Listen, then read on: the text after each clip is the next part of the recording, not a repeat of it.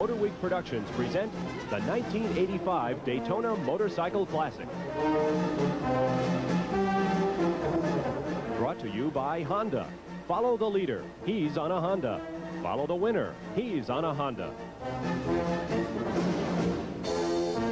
And by the only jeans that shrink to fit you and you alone. Levi's Button Fly 501 Blues.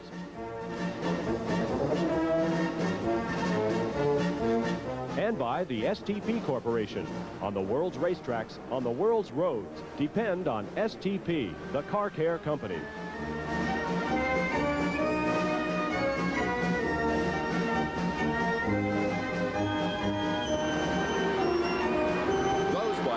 Remarkable similarity to these bikes, the Daytona 200 racing machines. First raced on the sands of the world's most famous beach here at Daytona.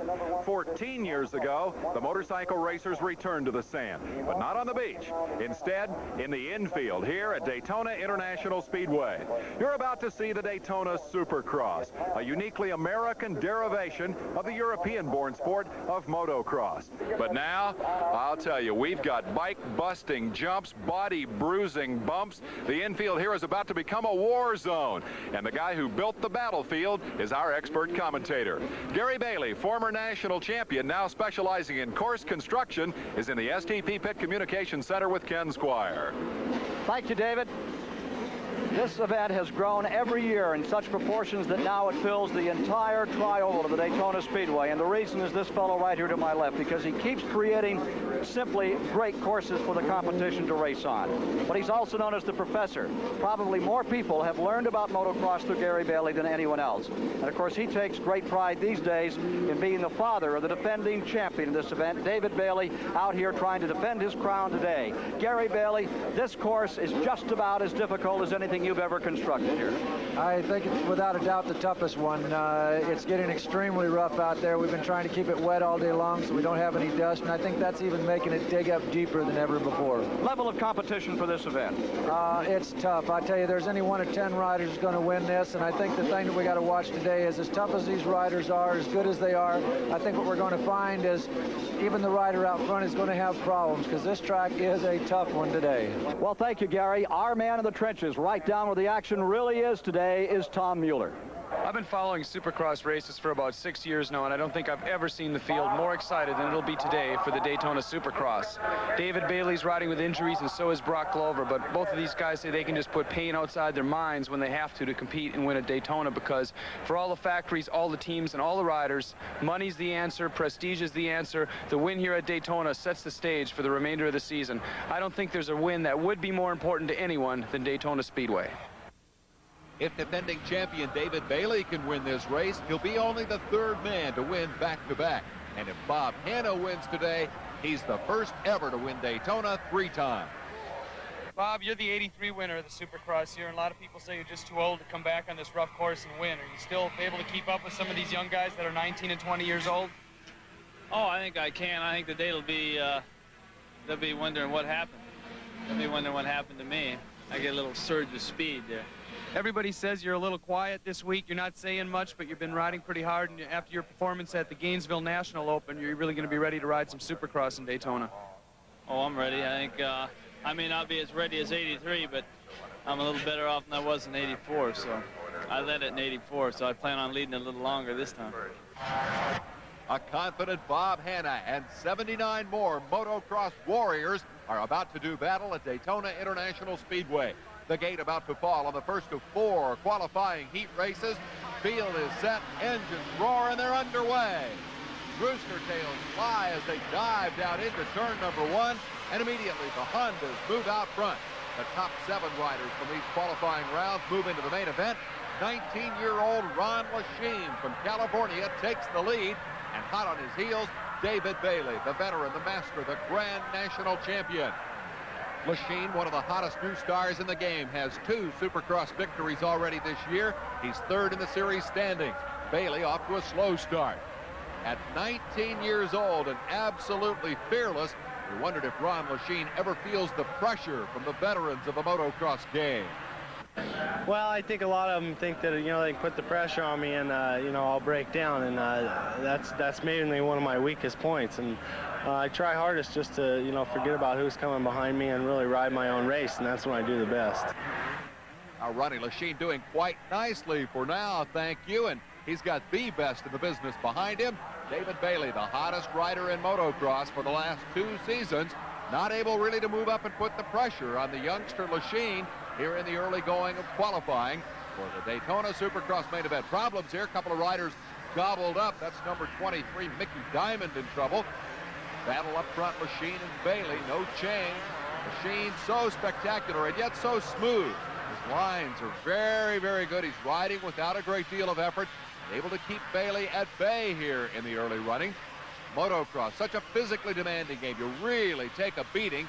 The motorcycles have become much more sophisticated over the last few years, but still, they're a real handful to ride. The hands of guys like these, though, that's poetry in motion. Good look here at Scott Burnworth. He's number 39. If you saw the show a year ago, you recall the saga of Scott Burnworth as he crashed and crashed and crashed through his heat, through the semifinal, through the last chance qualifier, finally held on and made his way to the main event. Looks today like Burnworth, high flyer at Daytona, is going to have a little easier time of it, as he is currently third, solidly in a position to move into the main event. Gary Bailey, your son David, is off to a slow start this year. He's been plagued by crashes. How's his motivation? David has a lot of reasons, I think, that he needs to win this race today, or that he wants to win this race. He's had a tough start at the beginning of the season. He went into the first race at San Diego, and he had problems with the bike, couldn't get things sorted out. He went to Anaheim, couldn't get things sorted out there. His arms were pumping up. He was having a lot of problems. Then went to Seattle. He crashed. He landed on his face. He injured himself. He was out for the next race. He couldn't ride. He finally went to Atlanta, put together a 4th place finish, which was really good. So he's not had a good season starting out. So for that reason, he really wants to win here. And besides being the champion last year, he really wants to come back and do it again, because there's only been one other rider that's ever come back and won it the next year, and that's been Darrell Schultz. Schultz won the race back-to-back, 1981 and 1982, before dropping out of the motocross scene. Actually, prior to that, Tony DeStefano won 2 straight back in 75 and 76. In the days when the race had a somewhat different format. They used to run main events in 2 different classes. Here is the leader. It is Ron Lachine, number 6, holding that interval as he leaps up over that big double jump. Gary Bailey's boy David has not been able to do a thing with Ron Lachine thus far in the qualifying round. Now keep in mind, this is just a preliminary to the action of the main event. Fastest 40 riders from a 93 rider field who came to Daytona do battle for the big bucks and the glory. Victory in the Daytona Supercross. Lachine, Bailey, and Burnworth are solid up front, but in the race for transfer positions, oh, look at this. We've got a dogfight. 37 Kenny Keelan leading Eric Eaton, Todd Harrell, David Hollis, Jeff Hicks, Alan King, all in this battle. The top 7 will transfer to the main event. That is Todd Harrell, number 762. He's currently 6th. Hot on his heels trying to take that spot is David Hollis, number 92. 22, Jeff Hicks, 1 position out of a transfer, moves up a spot. Good battle for the transfer positions as Lachine, the 1983 American Motocross Rookie of the Year, shows the way up front. David Bailey in hot pursuit. Good battle among the Honda teammates here. They come up over the laps, beginning to wind down now.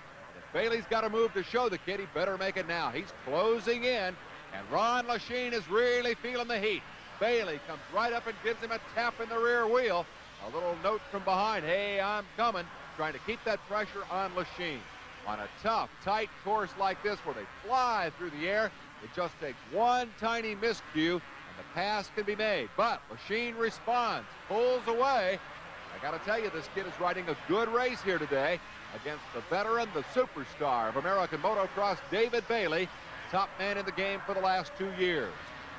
Lachine came up through the ranks as a 15-year-old semi-pro, battling world champion Brad Lackey in the Golden State Motocross Series. Everybody marked him for greatness at that time. He quickly signed a Team Honda contract. Now here at Daytona, Ron Lachine is demonstrating his potential, racing against the champion David Bailey. Coming up on a lap rider, that's always a problem in Supercross. The lap rider takes away your line. You can find yourself passed, or worse yet, on the ground in less than a heartbeat. The leaders working traffic. Ron Lachine trying to win his qualifying heat race from David Bailey, working their way down. Oh, and he's almost off the bike. Lachine losing the foot peg for a moment, has it back under control. Have to admire his ability to respond. White flag, 1 lap to go. Bailey pressuring. Lachine trying to hold off the charge. Again, in that tight left-hander, Bailey moves close, but can't quite get there. Last year, in his first full season on the National Championship trail, Ron Lachine missed the 250cc outdoor crown by just a handful of points in the final moto of the final race of the year. There's no doubt this kid is marked for future greatness. Ron Lachine into the east end of the racetrack, switchback for the final time. Again, coming up on slower traffic. Does he have the moves to make? Does he have the stamina and the skill to hold off David Bailey? Half a lap to go. Lachine heading up in front of the largest crowd in the history of the Daytona Supercross. It dates back 14 years. And Lachine gets a man between he and Bailey. Bailey quickly working by. 2 more lap riders in front of the leaders as they head for home. Down they come. Lachine all over the racetrack. Bailey definitely mounting a charge through the whoop-de-doos. Bailey takes the lead. David Bailey on a last lap move has taken the lead from Ron Lachine. Timed it magnificently, and Bailey is going to win it.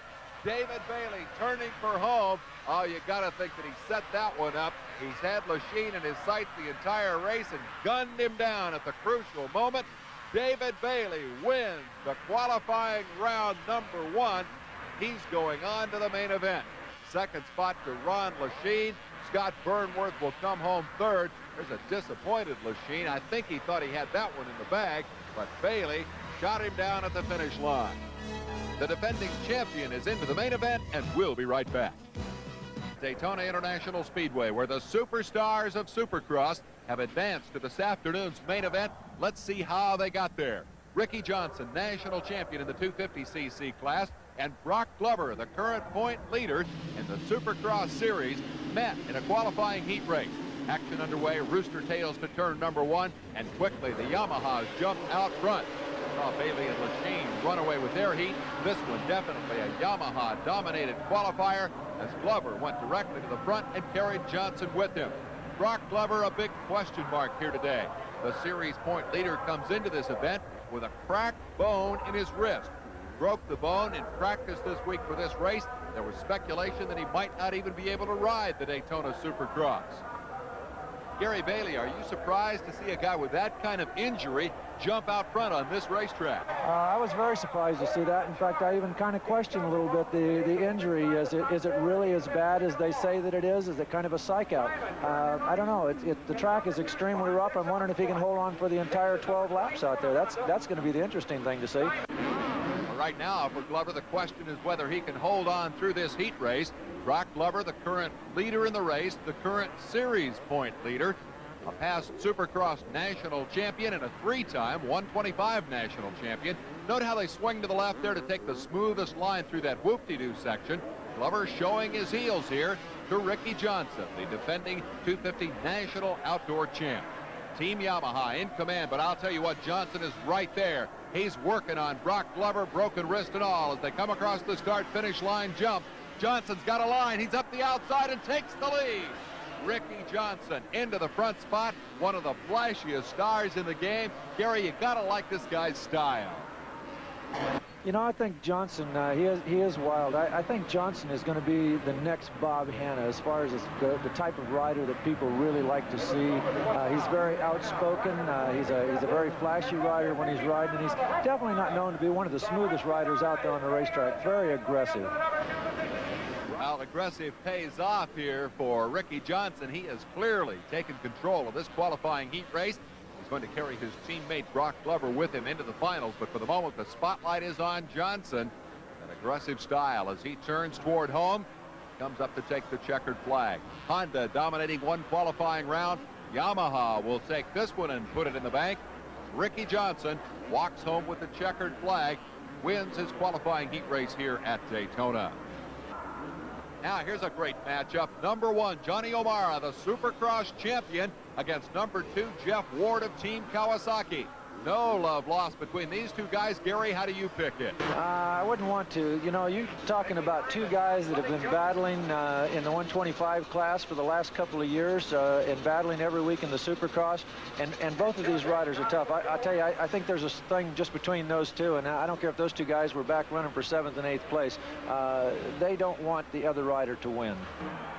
And so the bitter rivals have at it at Daytona. Johnny O'Mara, the defending Supercross champion #1, pressured by #2, Jeff Ward, as they come to the white flag. Ward with a move. He's up the inside and takes the lead. Jeff Ward moving around Johnny O'Mara.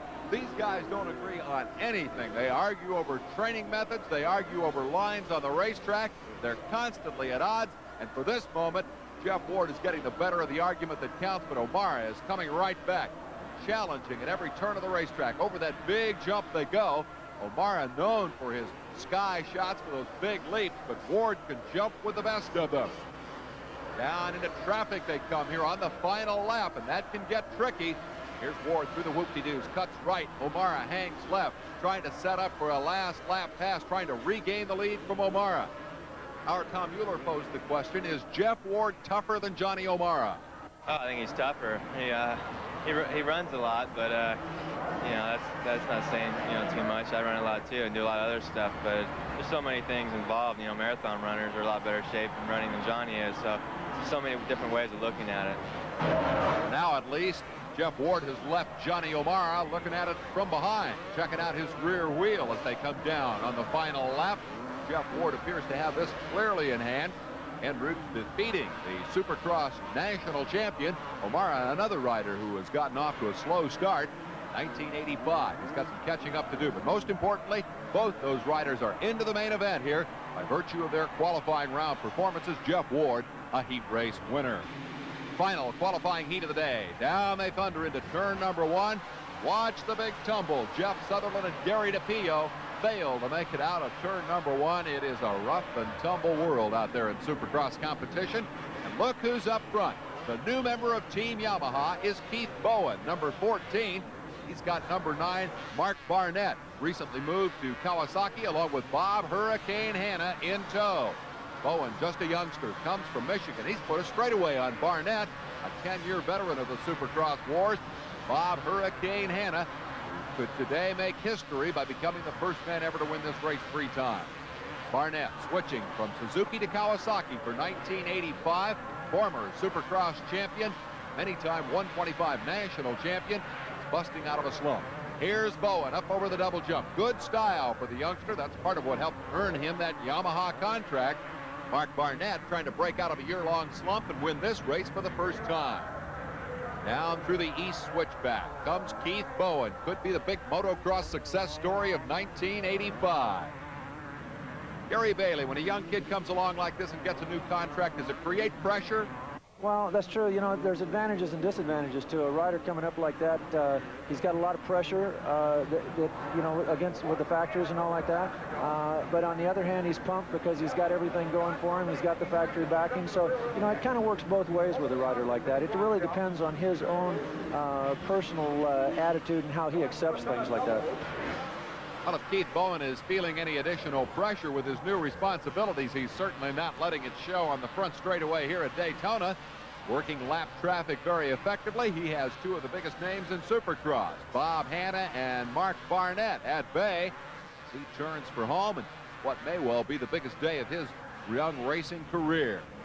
Down to the checkered flag comes number 14, Keith Bowen, giving Team Yamaha its 2nd qualifying race victory of the day. Victory to Keith Bowen. Runner-up spot will go to Bob Hurricane Hanna as he cruises up over the start-finish line, obviously confident as he moves on to the main event. Here is Mark Barnett, your 3rd place finisher. Winner Keith Bowen in his qualifying heat.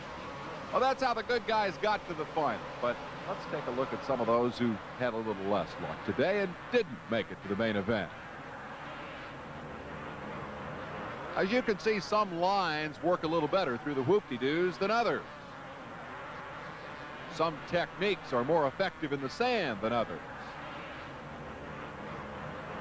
Some guys have the answers and some guys are still looking for them.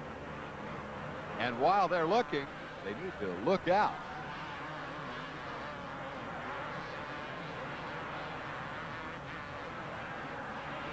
you need any more proof that these guys are tough, watch them get up and walk away.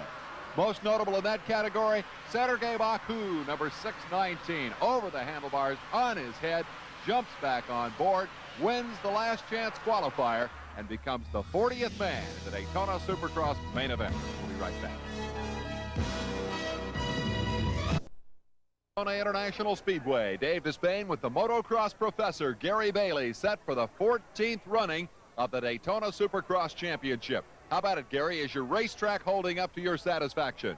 I tell you, it's going to be a heck of a main event whenever we get to it, because the track is extremely rough, and even the best rider, I think, can have problems out there. And the best is just what we have here. Number 1, Johnny O'Mara, Supercross champion. 25, Bob Hanna, trying to win for the 3rd time. And Tom Mueller is with Jeff Ward. Jeff, you had a really fast heat race win. Are you ready for the main event? Can you take another 12 laps on this course, as rough as it is? Oh, yeah, I only went 6 laps, so I haven't even got warmed up yet, and 12 laps should be no problem at all. You seemed really strong in your heat race. I guess you just have more left in you. Can you turn it back on and have that much strength left for another race? Oh, yeah, I was picking up speed the whole, 6 laps of that motor. I would have been going faster at the end of 12, so I'll do the same this time. The 40 fastest riders in American motocross are at the starting gate at Daytona. Just about set for the start. The engines rev into gear, clutches out and underway. An incredible charge down into turn number 1. They funnel into the corner. Can everybody get through this incredible traffic jam? One casualty in the back of the pack. Out to the front goes number 2, Jeff Ward. He's got the whole shot over number 1, David Bailey. Slipping into that 3rd spot, we've got Bob Hanna. Brock Glover falling back through the field. He has gone back to 5th spot, broken wrist and all, as Bob Hanna moves around. And moving with Hanna is number 75. The field charging off into the turn number 3 area, and up over that big double jump for the first time goes Ward. Boy, he really uncorked one there. Here comes the rest of the field scrambling after, as the leader works his way down to the east end of the racetrack for the first time. Looks like Coxey's Army out there, rattling handlebars, crossing those front ends up as they storm through the bumps and the jumps. Number 1 is Bailey, and he is the defending champion, trying to do what has not been done here for several years, and that is win this race back-to-back. And here come all the guys he's got to contend with. Every one of these hopefuls trying to get up here and challenge number 2, Jeff Ward, who got the whole shot on the Kawasaki and is now going to try to fend off the assault of David Bailey. Let's check in with his old man and see what Gary thinks of his son's performance. David Bailey seems to be holding back in that number 2 position. He tends to be content in the number 2 position for a while, kind of checking out the lines of Jeff Ward so that he knows exactly what Jeff is going to be doing out there on the racetrack. So when he does get past him, he'll know the lines that he's using, and it'll make it a lot better for him to be able to hold him back there. I detect optimism there in the voice of the professor, Gary Bailey. Note that he said when, not if, but when David Bailey gets by the leader. We'll see as we continue the action of the Daytona Supercross into lap number 2 of 12. This race has a different format than do the other Supercross competitions. Here's a rider in trouble. Number 73 stopped, and getting back underway is Doug Hoover. All of the Supercross races, save Daytona, involve a 2-race format and combined overall scoring. But here at Daytona, this most unique of all the Supercross races, it's one 12-lap charge to the checkered flag. The guy who gets there first wins the big bucks. And right now, the guy in first is Jeff Ward. And Dave, you may notice that the riders are tending to go to the edges of the racetrack as far as possible, because it's a lot smoother there. They can pick up a lot more miles per hour. In fact, on some of these straightaways, they can pick up as much as 4 and 5 mile an hour faster than the other riders. They're running right down the middle through the holes. Why doesn't everybody go to the outside then, Gary? Well, a lot of the riders try to. Some of them aren't really thinking about that. They're thinking about the shortest line. You can see here David goes around the outside a little bit to try and get the drive on Ward, which he does. And he's got the lead. The professor called it, and the little professor pulled it off. He zaps Ward to take the lead. David Bailey trying to carve his name in the Daytona record book. Throughout the long history of this event, only 2 riders have ever won in consecutive years. Tony DeStefano did it in 75 and 76. Darrell Schultz in 81 and 82. Now a pitched battle as Ward retakes the lead. How about the dicing back and forth? Does that make you nervous, Gary? A little bit, but the only thing that really bothers me much is the start, and now I think David's got things in hand. He kind of made a mistake when he was coming down the pit road there, and he kind of backed out of it a little bit. I was kind of surprised to see him let Ward get back by him there, but the bike might have kicked. He might have been having little handling problems. It's hard to say. Ward back in front, Bailey in hot pursuit as the leaders work their way around this Daytona Supercross course. Back there in that third spot with a good ride is number 14, Keith Bowen. He was a heat race winner here. Is he the surprise of the main event so far, Gary? I think so. You know, he's up there strong, but I don't expect to see him hold that position. I expect really to see him back maybe 2-3 more positions before the finish. I'm kind of surprised that Ron Lacheyne's back that far, but I expect to see him up in the next few laps up in that 34th position. Lacheyne is scrambling as Ward leads the way. Bailey on bike number 1, sitting in that second spot. Then it is Keith Bowen moving by right there, and here is Bob Hanna, who has moved into 4th spot. The Hurricane, a former winner at Daytona. 5th is Brock Glover with the broken wrist. The question for him is endurance and pain. Can he put it behind him and continue to truck? There's a good shot of Bowen as he tries to close it up on Bailey. Looks like he's catching the leaders, and this could be a 3-rider race very quickly. The race you want to watch is that race between Keith Bowen and Bob Hanna. There's 2 guys that have been at it for the last 2 years, and I can tell you for sure that Bob's going to do anything he can to get by Bowen. And Bob's not had a real good season this year or last year, and this win would mean an awful lot to Bob to be able to put this one in the bag. Well, Bowen, number 14, has had a couple of collision episodes with Bob Hanna, and that certainly has created a little grudge match between those 2 guys. I'm impressed with the way Bowen is riding here. He won his heat race. He's got a new Yamaha factory team ride, and now he is hot on the heels of Bailey. A little bit of a wobble for Bowen.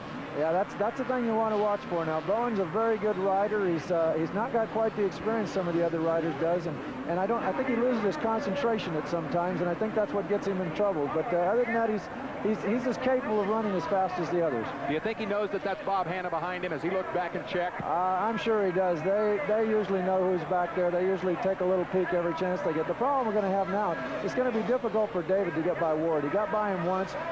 Ward made the charge back by him, and David, of course, is never going to be able to pass him in the same place he passed him before. I think Ward's learned a lesson.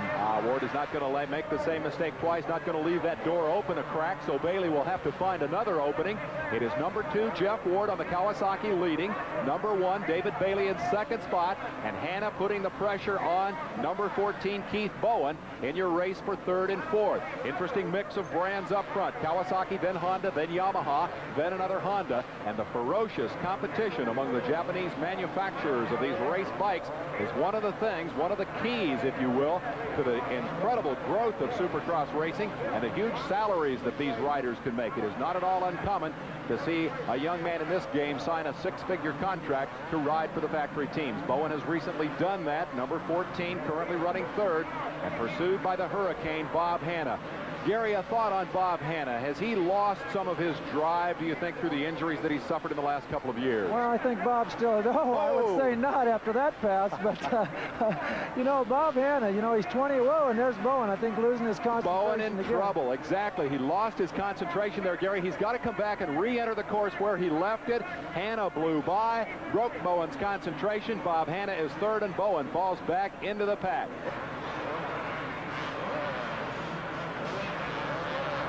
More of the greatest motorcycle spectacle on earth after these messages.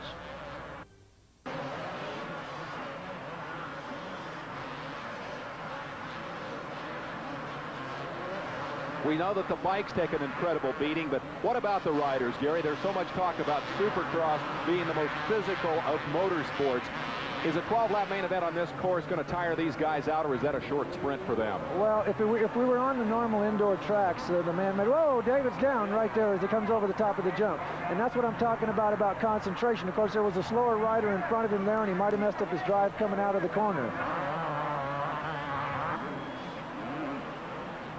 The guy is flashy, he's spectacular to watch, and right now he is in command of this Daytona Supercross. His nearest rival, well, it's suddenly Bob Hanna, and as we can see, Hanna is closing it up here. Do you think he's going to go for another Daytona win, Gary? I can tell you something. When we come down to 2 laps, I think Bob is going to pull out all stops. I think he'll let it hang out. I think Bob's the kind of guy, and particularly for this race, it's so important to him that I don't think second place means a thing to Bob, and he's going to let it hang out and do whatever he has to do, and he's either going to go for first or nothing. They're working their way past a slower rider, and you'll remember that a year ago in this very race on USA Network, Hanna came away with just, oh, the leader has crashed. And there's his break right there if he can get out of it. Okay, well, here we go. Here's the Hurricane now. That's the break he needed.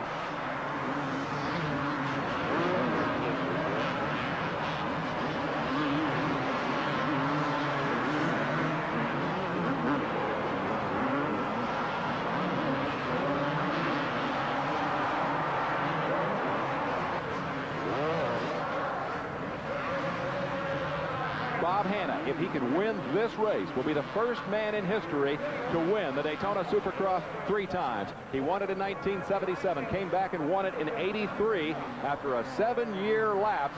And now, if he can win it this year, he's the first man in history to win 3 times. It's a little, and he's off the racetrack.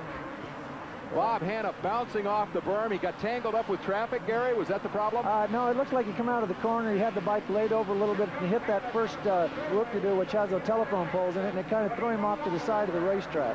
Hanna, with those reflexes that have carried him to more victories in this sport than any other rider, hangs on, saved the bike. Crowd screams as he moves back up the front straightaway.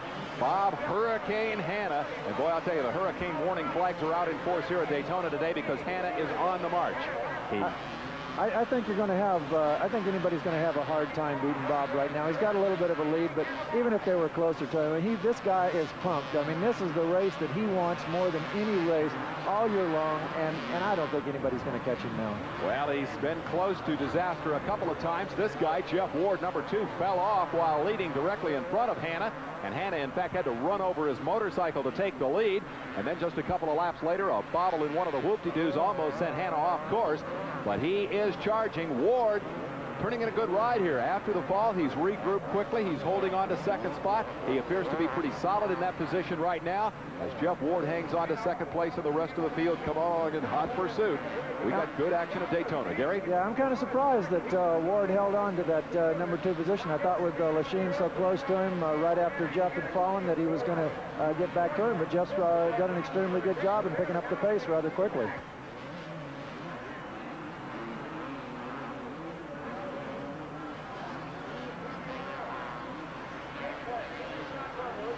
The leader, Bob Hanna, number 25, dives into the alligator pit, squirts out the other side, lap traffic ahead of him. And Gary, this is one of the biggest dangers in the sport. It's not the big bumps, it's not the big jumps, it's those lap riders, huh? Yeah, they try and get out of the way, but you know, a lot of times they're not sure what side you're coming on. They move right over in front of you, and it's real easy for them to take your front wheel out.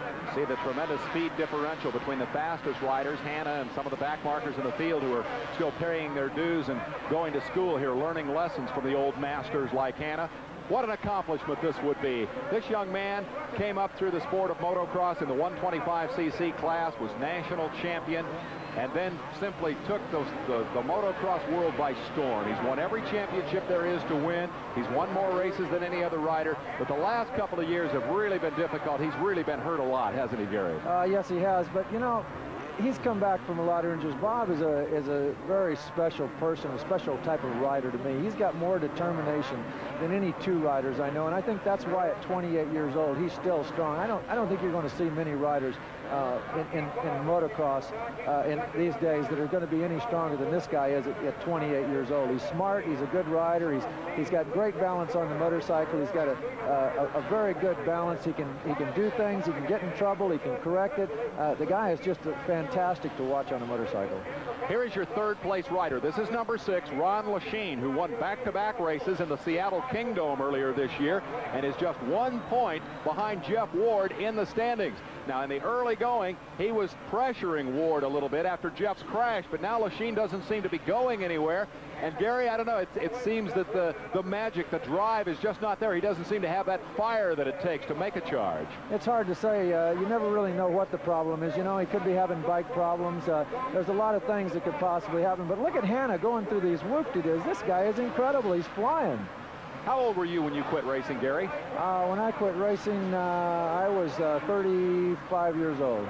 So much for that bit about 28-year-olds, huh? But it's different. You know, Roger DeCoster, you know, he rode good for a long time, and it used to be at 20 or 37, 38, 39 years old, you can still compete, but it's becoming more and more a young man's sport. Why is that? Is that because these guys get their so much experience in the mini bikes when they're still in grade school and really reach their peak form by the time they're in their early 20s? Yeah, I don't think physical conditioning was as much of a factor whenever I was riding as it is now, and now it's more and more important, so the younger rider can definitely stay more physically fit than the older guys.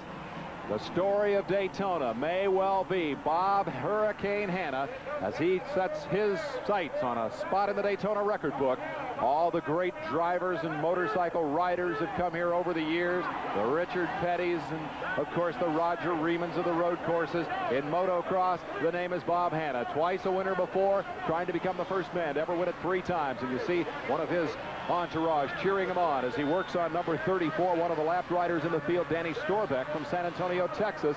Hanna working the traffic like a breeze here as he works the laps down. The white flag is out, and Bob Hurricane Hanna is very close to the biggest accomplishment of his career, a 3rd victory at Daytona International Speedway. He's going to be a happy man. It is over, and Bob Hurricane Hanna has done it.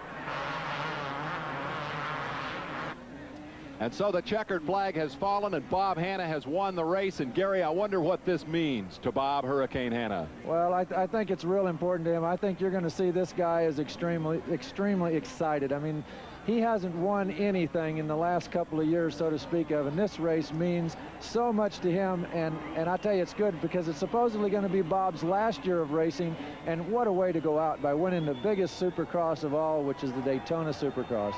Well, I told you, we've been working hard. You know, I started out real slow this year. I rode bad and been working on the bikes, and about 3 weeks ago we got the bike working good, and I still wasn't riding too good. And then last week I rode fairly decent and got a little nervous, and then this week I wasn't quite as nervous and was a little slow on the start and didn't ride too good the first few laps, but in the end I rode all right. Is Bob Hanna getting old? You're pretty quiet in Winter Circle this time. Last time we remember here, you had a girl on top of your head after you won. Well, there's no girls up here, and I got it all out going down that front straightaway over there, so if there was some girls up here, we'd have them on our heads, no doubt about that. Do you ever feel this win might be your last when you get to this point, or there's many more to come? Not my last Daytona win, that's for sure. You'll be back for maybe 4, 5, 6 more. Yeah, I want to win 4 or 5 of them. I don't want to go out too soon. The man on fire today was Bob Hurricane Hanna. Gary Bailey, he just made every move count. He definitely did a fine job. You know, he sat back there, and he got a 3rd place start. He sat back there and he waited, and everything came his way. David had his problems, Ward had his problems. Hanna went into the lead, and from there on, he just took it and rode smooth and smart. Smart indeed, Gary Bailey, and he offers a promise of more to come.